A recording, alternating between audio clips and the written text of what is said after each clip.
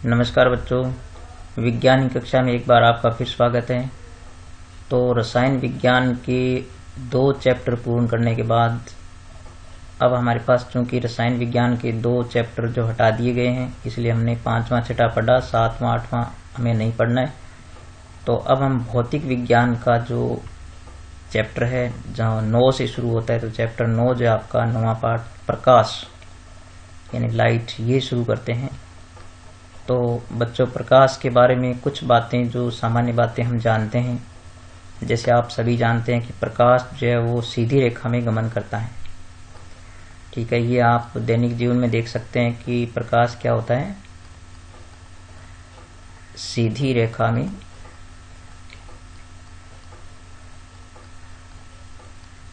गमन करता है, ये बात आप देख सकते हैं।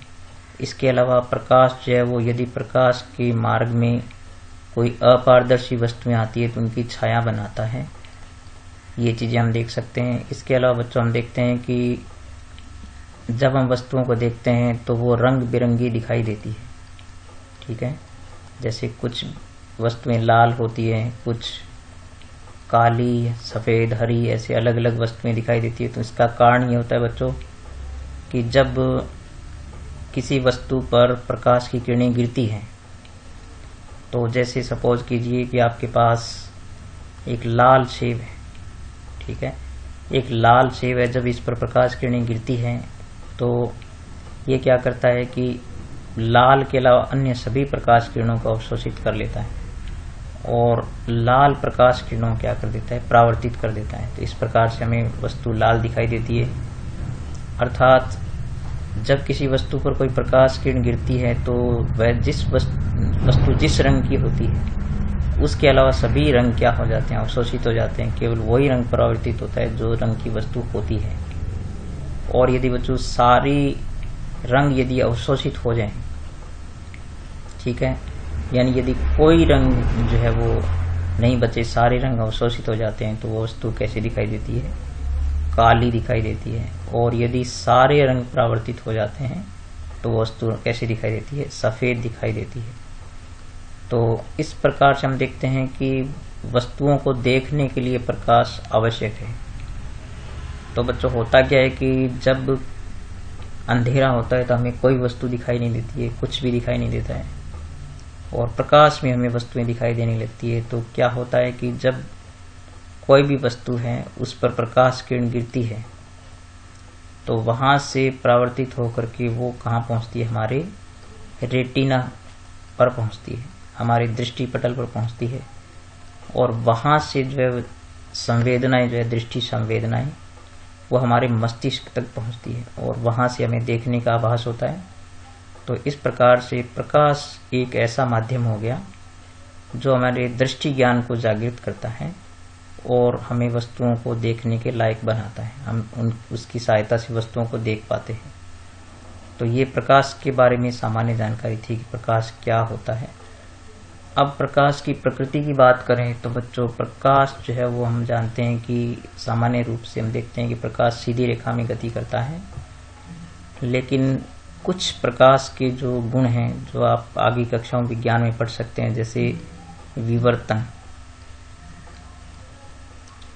तो विवर्तन है या अध्यारोपण है। ठीक है, अध्यारोपण, तो ये ऐसे गुण होते हैं जो प्रकाश की सीधी रेखा गमन के द्वारा नहीं समझाए जा सकते। तो उसका कारण ये है कि जैसे आप विवर्तन को आप थोड़ा समझ सकते हैं, मैं आपको बताता हूँ कि जैसे मान लीजिए आपके पास एक कमरा है जो बिल्कुल सब तरफ से बंद है। यदि उसका दरवाजा जो है, ठीक है, दरवाजा आप बिल्कुल थोड़ा सा खुला रखें, बिल्कुल 1 सेंटीमीटर की उसमें दूरी रहनी चाहिए, 1 सेंटीमीटर से भी कम हो। और यदि दरवाजे के किनारे तीक्ष्ण है तो आप ये पाएंगे कि कमरे के अंदर जो है इस प्रकार की सफेद और काली पट्टियां बन जाएगी। तो इसका क्या कारण है बच्चों? तो इसका कारण ये है कि जो कम तरंग दैर्ध्य का प्रकाश होता है, जिनकी तरंग लंबाई कम होती है, वो प्रकाश किनारों से जो है वो अलग अलग दिशाओं में बंट जाता है, केवल सीधी दिशाओं में नहीं जाता है। तो इस प्रकार से काली सफेद पट्टियां बनती है। तो इस प्रकार से प्रकाश जो है वो केवल सीधी रेखा में गमन नहीं करता बल्कि तरंग के रूप में भी गति करता है। ठीक है, तो प्रकाश का तरंग स्वरूप जो है वो इसके द्वारा समझाया जा सकता है। विवर्तन को तरंग सिद्धांत से समझ सकते हैं, लेकिन कुछ घटनाएं हैं जैसे प्रकाश विद्युत प्रभाव होता है। प्रकाश विद्युत प्रभाव, ठीक है, तो प्रकाश विद्युत प्रभाव को जो हम तरंग सिद्धांत से नहीं समझ सकते। जैसे आप सामान्य रूप से देख सकते हैं कि जब भी प्रकाश किसी वस्तु पर गिरता है तो उसे गर्म करता है, तो ये केवल जो है वो तरंग सिद्धांत से नहीं समझाया जा सकता। या जो प्रकाश है वो द्रव्यों से क्रिया करता है, तो इसको भी हम प्रकाश के तरंग सिद्धांत से नहीं समझा सकते। तो इसके लिए जो है वो डी ब्रॉगली नामक एक वैज्ञानिक थे, डी ब्रॉगली, तो उन्होंने जो है इसके बारे में बताया कि प्रकाश जो है वो द्वैत प्रकृति का होता है। ठीक है, द्वैत प्रकृति का होता है, यानी वो जो है वो तरंग सिद्धांत में भी होता है और कण सिद्धांत में भी होता है। अर्थात प्रकाश जो है वो छोटे छोटे जो है ऊर्जा के पैकेट के रूप में होता है, ऊर्जा पैकेट, जिनको क्वांटम कहते हैं। तो इस प्रकार से प्रकाश को जो है वो कण सिद्धांत के रूप में मान्यता मिली है। तो डी ब्रोगली ने बताया कि प्रकाश की द्वैत प्रकृति होती है, वो तरंग सिद्धांत और कण सिद्धांत दोनों में मान्यता मिलती है उसको। तो इस प्रकार से प्रकाश की प्रकृति क्या होती है, द्वैत प्रकृति होती है, कण भी और तरंग सिद्धांत के रूप में भी। तो इस प्रकार से प्रकाश की प्रकृति और प्रकाश क्या है इसको समझने के बाद हम जो है प्रकाश के कुछ गुण जो है उनको पढ़ेंगे। तो आपने छोटी कक्षाओं में जैसे कक्षा 8 में आप जो है वो परावर्तन के बारे में पढ़ चुके हैं। तो परावर्तन को हम थोड़ा सा यहाँ भी जान लेते हैं कि परावर्तन क्या होता है। तो बच्चों, हम वस्तुओं को परावर्तन के माध्यम से ही देखते हैं।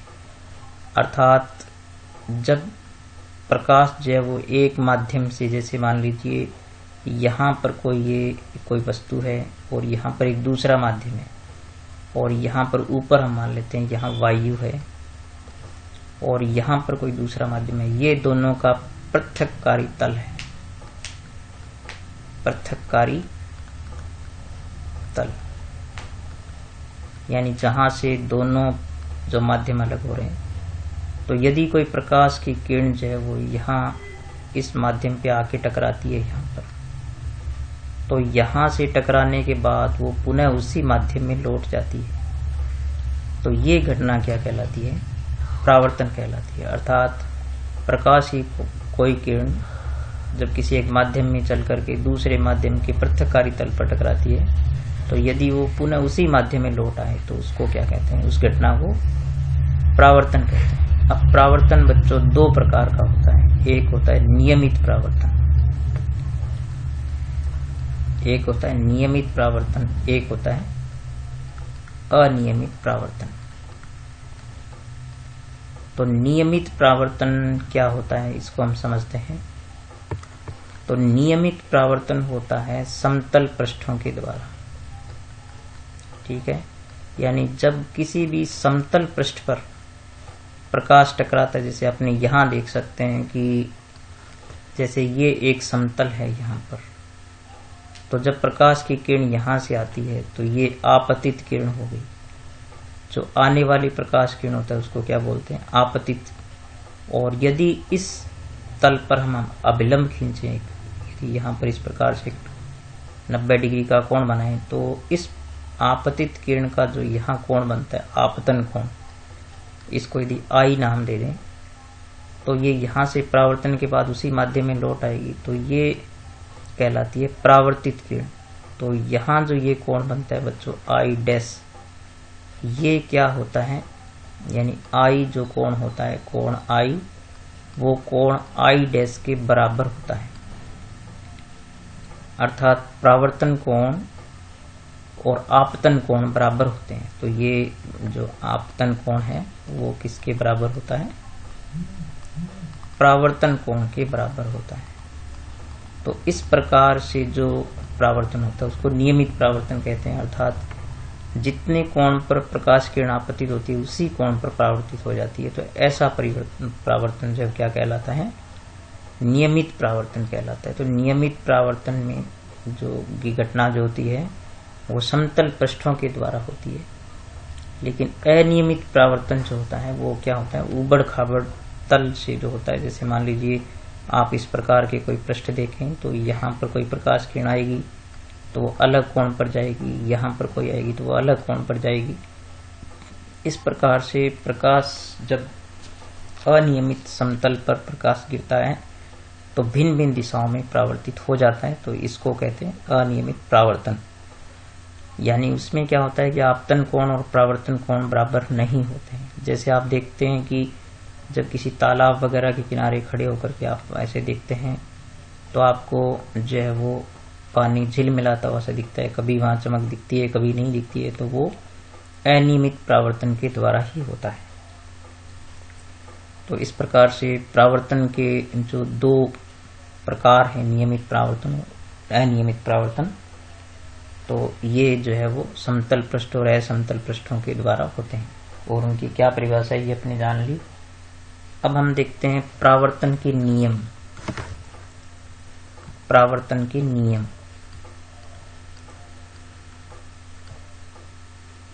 परावर्तन के नियम।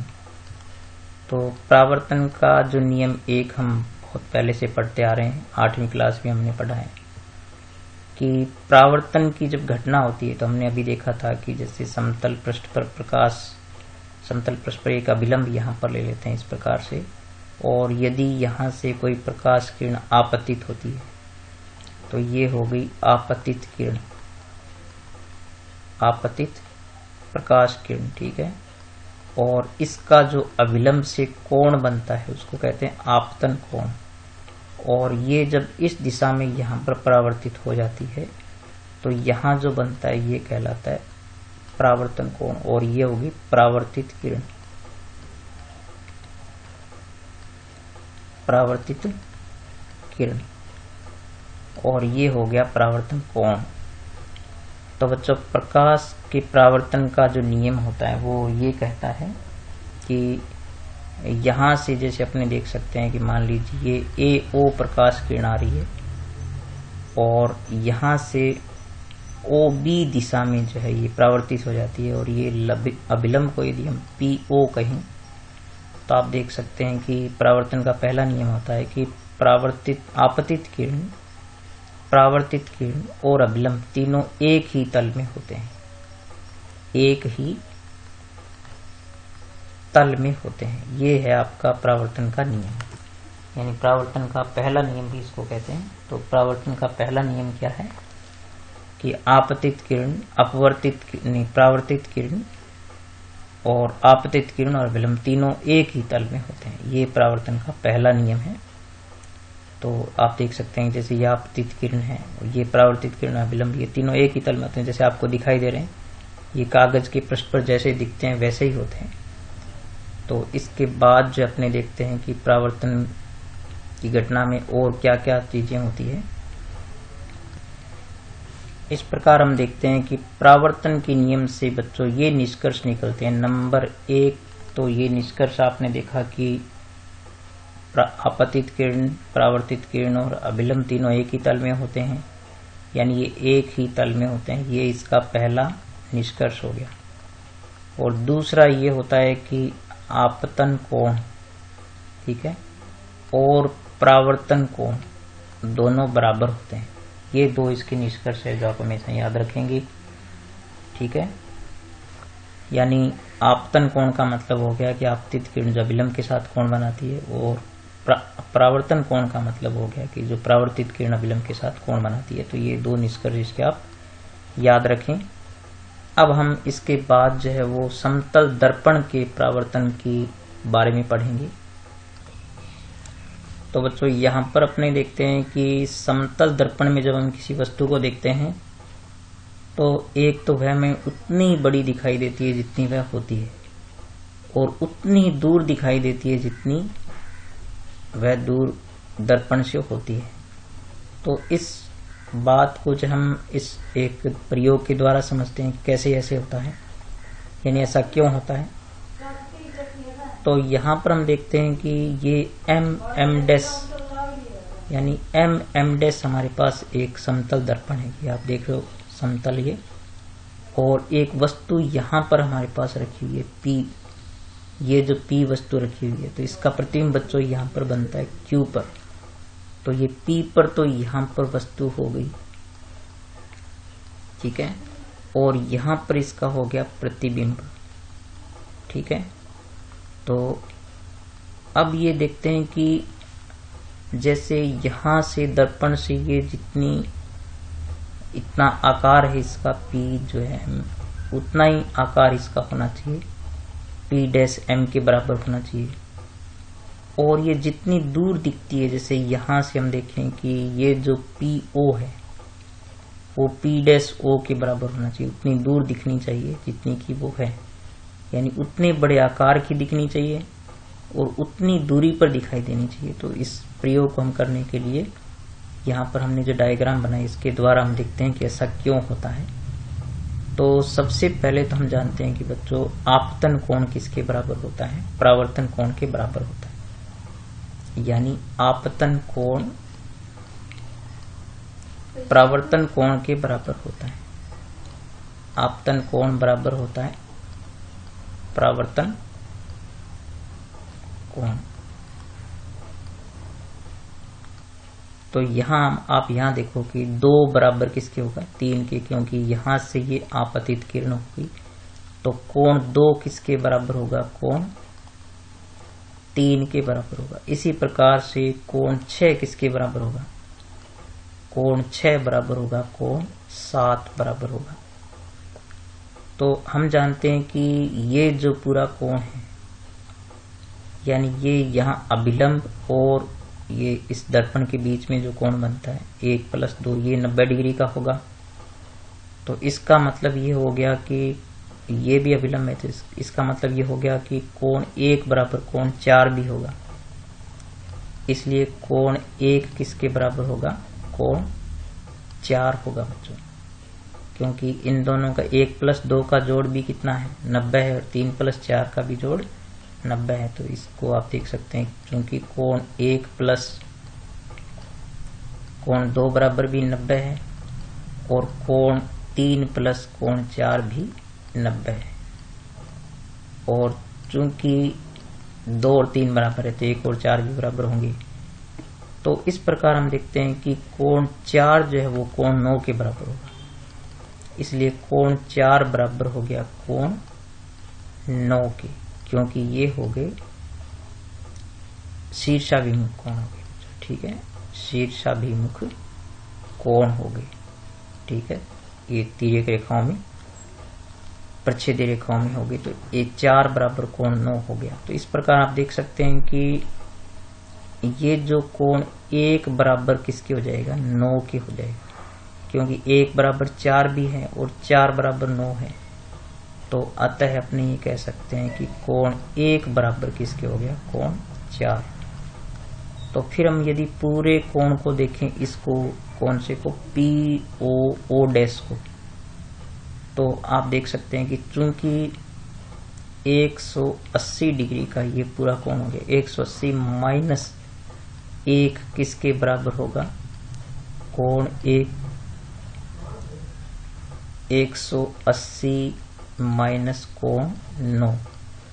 तो 180 में से 1 को घटा दें पीछे बच्चों, ये कोण बचेगा PO, ये जो PO डैश है, तो यानी कोण PO डैश हो गया। और 180 में से यदि 9 को घटा दें तो ये हो गया P डैश O और O डैश, यानी कोण P डैश O और O डैश। इस प्रकार से ये दोनों कोण बराबर आ गए। तो आप इस त्रिभुज में इस प्रकार अपने कौन से त्रिभुज में, त्रिभुज हम ये ऊपर वाले लेते हैं PO डैश, यानी त्रिभुज पी ओ ओ डैश व त्रिभुज पी डैश ओ डैश में ये जो नीचे वाला है यहाँ से ये, तो आप इसमें देख सकते हैं कि यहाँ ओ डैश कॉमन है, यानी भुजा ओ डैश कॉमन है, यानी दोनों में उभयनिष्ठ है। और कोण 5 बराबर भी उसी प्रकार से बराबर होगा, 5 बराबर 10 होगा, जैसे 1 और 9 हुए थे। तो कोण 5 बराबर किसके होगा? कोण 10, चूंकि किसकी तरह? कोण 1 बराबर 9 की तरह, जो हमने अभी सिद्ध किया था उसी तरह ये बराबर होंगे।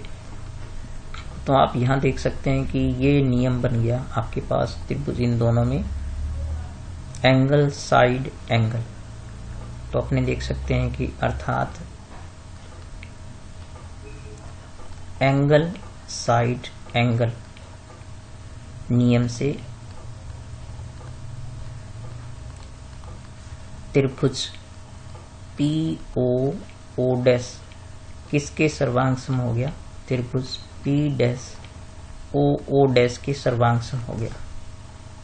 तो इस प्रकार से आप देख, जब त्रिभुज सर्वांग सम हो जाते हैं तो फिर उनकी बची हुई शेष भुजाएं भी क्या होती है? तो जिससे सीपीसीटी के द्वारा पीओ किसके बराबर हो गया?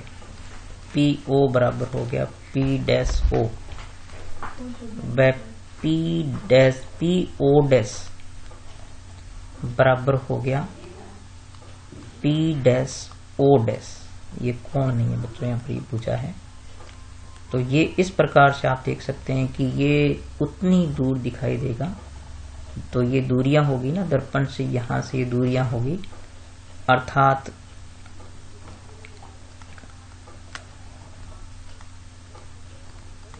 समतल दर्पण में वस्तु व प्रतिबिंब समान दूरी पर होते हैं, समान दूरी पर होते हैं। तो एक चीज यहां से स्पष्ट होगी। आप इस वीडियो को 2-3 बार पलट कर देखेंगे तो ये बात आपको समझ में आ जाएगी कि किस प्रकार से सिद्ध हुआ है। अब हमें बच्चों ये भी देखना है कि ये बराबर आकार के हैं, तो इसके लिए हमें जो है वो क्या चाहिए? हम त्रिभुज लेते हैं PMO को, यानी हम लेते हैं त्रिभुज PMO व त्रिभुज P-MO को। तो इसमें आप देख सकते हैं बच्चों, आपके पास P जो MO है, यानी इन दोनों त्रिभुजों में MO उभयनिष्ठ भुजा है। ठीक है, उभयनिष्ठ है भुजा। जो MO है भुजा, ये दोनों में है। ठीक है, ये इस ऊपर वाले त्रिभुज में भी है और ये नीचे वाले त्रिभुज में भी है। ठीक है, और कोण यहां पर आप देख सकते हैं कि कोण PMO बराबर है कोण P-MO, क्योंकि ये आपके पास क्या हो गया? समकोण हो गया, क्योंकि यह विलंब है बिल्कुल। और साथ में आप देख सकते हैं कि कोण 1 को हमने किसके बराबर सिद्ध किया था? 9 के बराबर सिद्ध किया। तो ये चूंकि पूर्व में सिद्ध किया था हमने। ठीक है, इसको तो इस प्रकार से बच्चों आप देख सकते हैं कि ये त्रिभुज भी दोनों एंगल साइड एंगल से क्या हो गए? तो अतः आप कह सकते हैं कि एंगल साइड एंगल नियम से, तो एंगल साइड एंगल नियम से ये त्रिभुज क्या हो गए? ये त्रिभुज क्या हो गए? सर्वांग सम हो गए। यानी त्रिभुज PMO किसके सर्वांग सम हो गया? त्रिभुज P-MO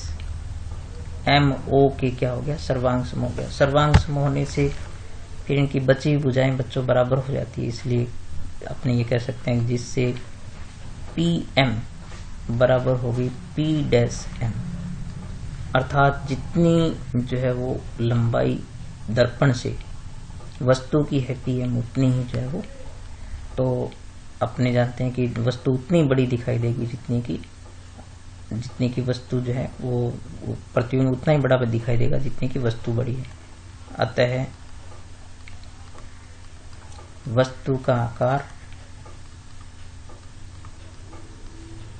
प्रतिबिंब के आकार के समान होगा, प्रतिबिंब के आकार के समान होगा। ठीक है, तो ये बात यहाँ से स्पष्ट हो जाती है। तो ये दो बातें आज हमने इसको सीखा कि दर्पण में जो है वस्तु उतनी बड़ी दिखाई देती है जितनी की प्रतिबिंब दिखाई देता है, उतनी बड़ी वस्तु का प्रतिबिंब दिखाई देगा, और दूसरा उतनी दूरी पर दिखाई देगा जितनी वस्तु दर्पण से दूर है। तो ये दो चीजें जानने के बाद बच्चों एक चीज अपने और देख सकते हैं कि यदि हमारे पास जैसे कोई दर्पण है, तो बच्चों यदि हम दर्पण में जैसे किसी पी का प्रतिबिंब देखते हैं, तो बच्चों पी का प्रतिबिंब देखेंगे तो वो आपको ऐसे क्यू की तरह दिखता है ऐसे। ठीक है, उल्टा दिखाई देता है, यानी उसमें पार्श्व पृष्ठ दिखाई देता है। ठीक है, पार्श्व पृष्ठ दिखाई देता है। तो ऐसा क्यों होता है? इसका एक्चुअली कारण ये है कि जब हम किसी कागज पर लिखे हुए पी को जब दर्पण में देखते हैं तो वो क्यों दिखाई देता है। उसका कारण ये है कि चूंकि जो है वो पी का मुख जो है दर्पण की तरफ होता है, हम उसको दूसरी तरफ से देखते हैं। लेकिन यदि किसी पी को गत्ते से काट करके, ठीक है, गत्ते से जो है वो काट कर पी को, जैसे पी को आप गत्ते से काट करके और फिर दर्पण में देखेंगे तो पी दिखाई देगा। ठीक है, तो इस प्रकार से मतलब ये है कि जो वस्तु जब क्योंकि वस्तु का जब गत्ते पर यानी कागज पर पी लिखा हुआ है और हम उसको दर्पण में देख रहे हैं तो हम दूसरी तरफ से देख रहे हैं, और यदि पी को काट कर हम देखेंगे तो पी दिखाई देगी, क्योंकि हम उसी तरीके से देख रहे हैं जैसे दर्पण में वो प्रतिबिंब बन रहा है। तो ये दोनों चीजें समान दिखाई देती है। तो इस प्रकार से जो है हमने दर्पण की कुछ चीजों के बारे में आज पढ़ा है। अब हम नेक्स्ट वीडियो में बच्चों गोलीय दर्पण को पढ़ना शुरू करेंगे। तो आप आज की वीडियो को 2-3 बार देखें, और इसमें विशेष तौर पर जो आज हमने जैसे पढ़ा, ये जो है हमने जो ये पूरी सूत्र स्थापना पढ़ी आज इसमें कि दर्पण में कैसे वस्तुएं समान आकार की दिखती है और कैसे समान दूरी पर दिखती है, इसको पढ़ें, और सामान्य चीज़ों को भी पढ़ें शुरू में, और फिर हम गोलीय दर्पण को बहुत ध्यान से पढ़ेंगे, हर चीज़ को, उसके परावर्तन के नियमों को और सब चीज़ों को पढ़ेंगे। ठीक है बच्चों, तब तक आप पढ़ते रहिए, इसको बार बार देखिए वीडियो को, और इस पाठ को शुरू से ध्यान देंगे तो ये बहुत ईजी है आपके लिए। ठीक है, मिलेंगे अगले वीडियो में, तब तक नमस्कार।